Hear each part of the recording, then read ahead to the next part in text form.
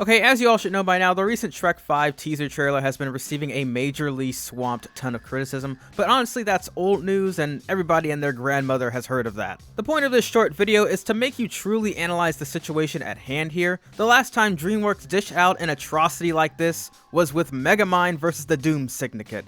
And to be fair, this was a film not made by DreamWorks Animation, but specifically DreamWorks Television Animation, a lower tier of their main studio. So let's check back with the most recent flop from DreamWorks Animation instead. And no, though Kung Fu Panda 4 was debatably the worst one of the four, it wasn't this. That made over $500 million worldwide collectively. Oh no, instead it was Rudy Gilman, Teenage Kraken, which according to this popular review of the film was apparently not bad, but not too good either, which is saddening considering the fact that this was an original film that was majorly a satire of The Little Mermaid. Now since then, DreamWorks has actually been doing a killer job thus far, excluding television animation films, but the ones made for the theaters have been bangers, with them just recently receiving massive praise for their The Wild Robot film, something I definitely plan on seeing myself when given the opportunity, so why stop there? And most of all, why intentionally with Shrek 5? Well, you see,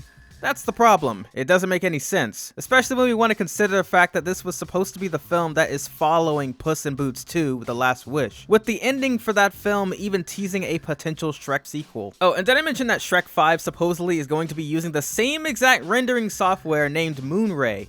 Yeah, no, they got to be trolling us with this. I mean, using the software to not make a 5-star film out of it, it just doesn't make any sense. That's like giving a chef some of the finest ingredients into the kitchen, only for the final dish to come out and taste like sponge with a side of concrete. But here's the main driving point that I want to come across, and it's that controversy and pure hatred have been the main driving factors in what gains popularity in today's society. Morbius literally made bank into the box office from a freaking meme, and it was brutally hated amongst critics and audience members alike despite the uprise in hate it received. So why not use that same method in order to heavily support a film that clearly is to have high expectations, especially when it worked on a particular film that today just recently got done having its third installment of the franchise. And now imagine that very same movie franchise account on TikTok literally stirring the pot by simply creating a response by picking at the new Shrek redesign, since they're the ones to talk after the whole Gangsta's Paradise trailer controversy. I mean, seriously at this point, you can't convince me that this was just a tiny bit of a coincidence. I mean, because even the way they introduced the characters back into the teaser just seemed out of place and cringy as can be. Like, ooh, we got Zendaya now. Ever heard of her?